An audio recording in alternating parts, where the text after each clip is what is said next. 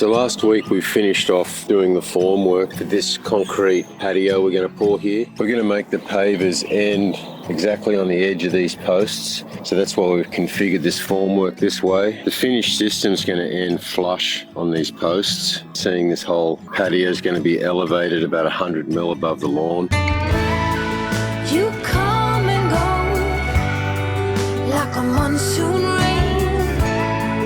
You hide and show like a lightning bolt. You have it all.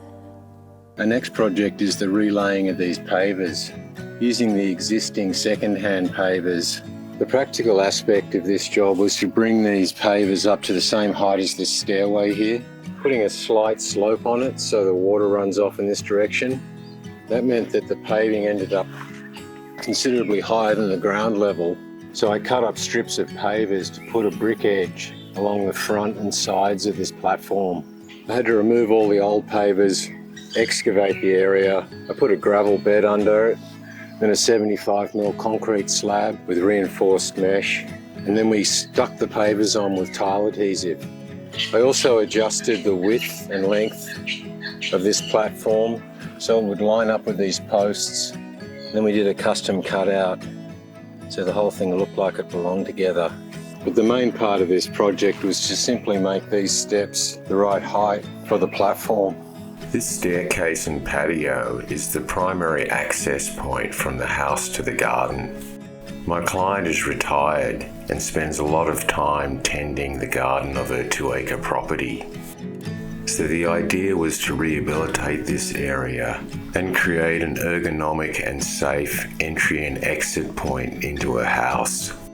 The first step in our project is going to be to remove the old pavers and excavate the ground in preparation for our concrete foundation. We can see here how these old bricks created an uneven and unsafe step in the transition from the ground to the deck. Before I remove these pavers, I need to count them and take some measurements so we know what kind of configuration we're going to relay them on our concrete foundation.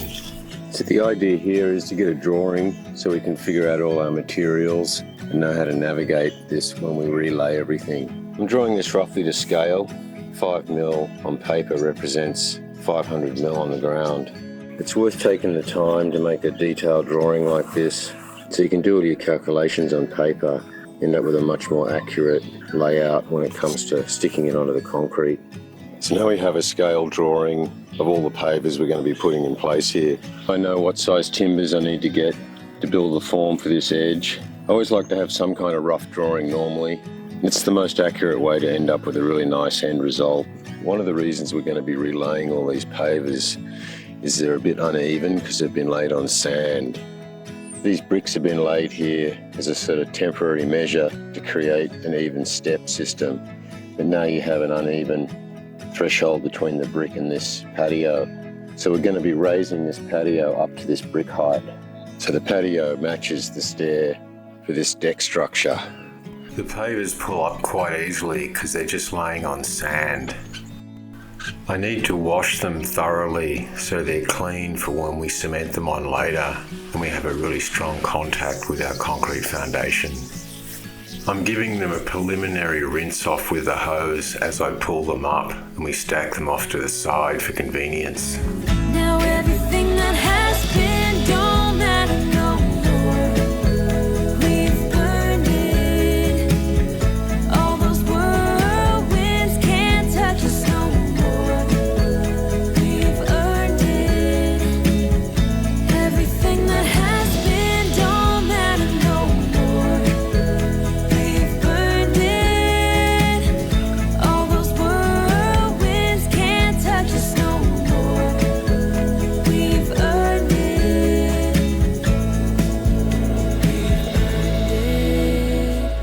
That's all the pavers removed and washed and stacked over here.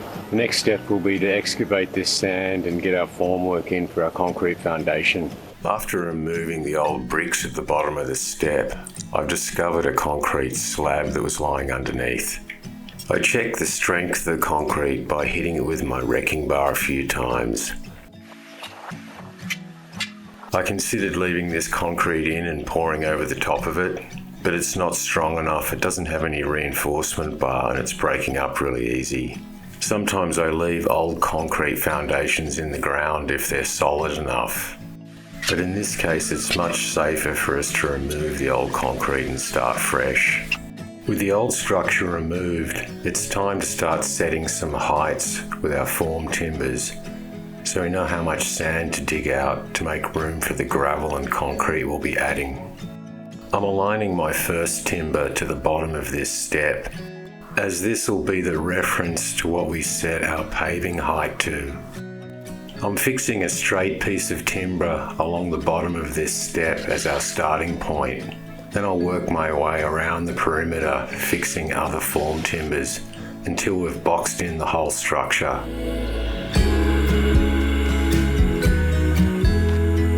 Mostly off track and under attack, so we've earned it.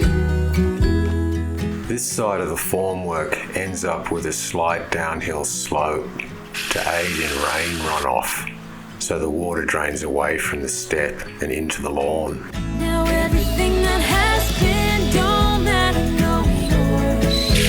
We've earned it. All those whirlwinds can't touch us no more. We've earned it. Everything that has been don't matter no more. We've earned it. All those whirlwinds can't touch us no more. We've earned it. So last week we finished off doing the form work for this concrete patio we're going to pour here. We're going to make the pavers end exactly on the edge of these posts. So that's why we've configured this formwork this way. The finished system's going to end flush on these posts. So we're going to have a piece of paver on the side here, seeing this whole patio is going to be elevated about 100 mil above the lawn. So by setting these forms in this configuration, the concrete will end up with the right spaces for us to add all our pavers on top. We've got this started nicely, but we'll have to remove a bunch more sand. All the sand we're excavating here, we're actually using to fill a dip over on the other project. So all the dirt we're excavating from the patio project over there, we're spreading out here because there's a big dip in the lawn here. We got it started last week. We've got a few more loads to get it up to a flat height. So today we're going to be finishing off the excavation over there and spreading this sand dirt out here, getting it as flat as possible. Come closer, dance for me. Easy, tiger, easy, let your hair down. Come closer, let me see all your million faces and all your million mistakes. You don't need to hide. Come closer so that we can be together. Everything that has been don't matter no more. We've burned it. All those whirlwinds can't touch us no more. We've earned it. We've earned it. Because the ground we're building on here is basically beach sand, I want to have an extra stable gravel base under our concrete. So I have to remove about 100 mil of sand below our formwork to create a space for this gravel. Everything that has been don't matter no more. We've burned it. All those whirlwinds can't touch us no more. We've earned it.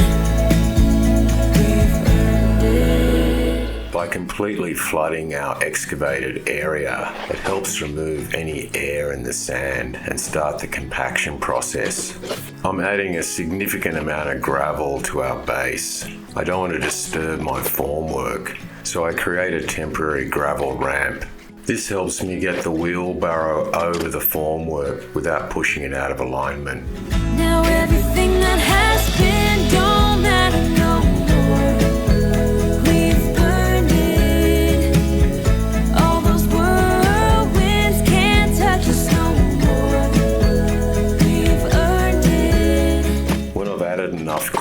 to the inside of the frame. I remove the gravel ramp with my rake and then smooth out the interior foundation to have a nice flat, smooth area for our concrete. I use my hose to wet all the gravel down like we did before with the sand.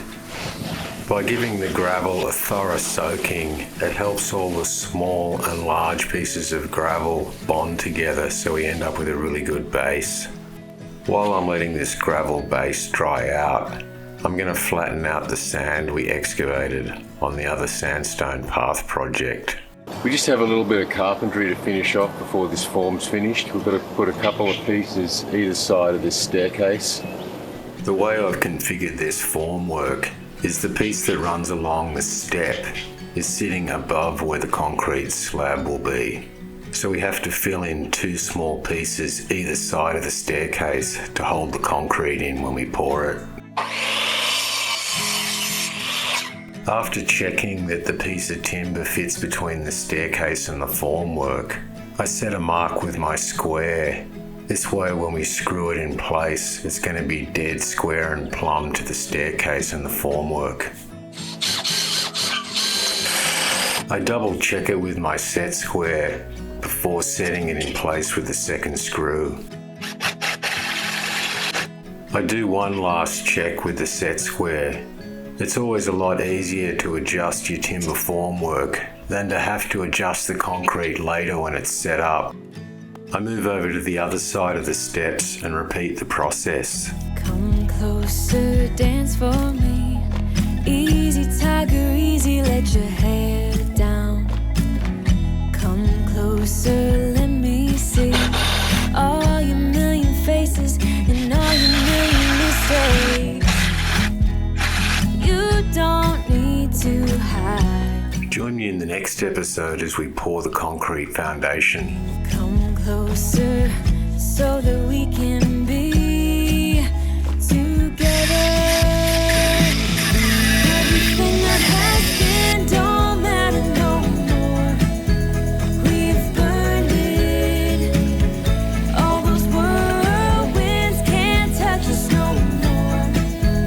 We've earned it. We've earned it. Thanks for joining me this week on my YouTube channel. Check the link below, and while you're at it, hit the subscribe button or make a comment so I can help you with your future construction solutions. And don't forget to follow our channel for more ideas and how-to tips for home and garden projects.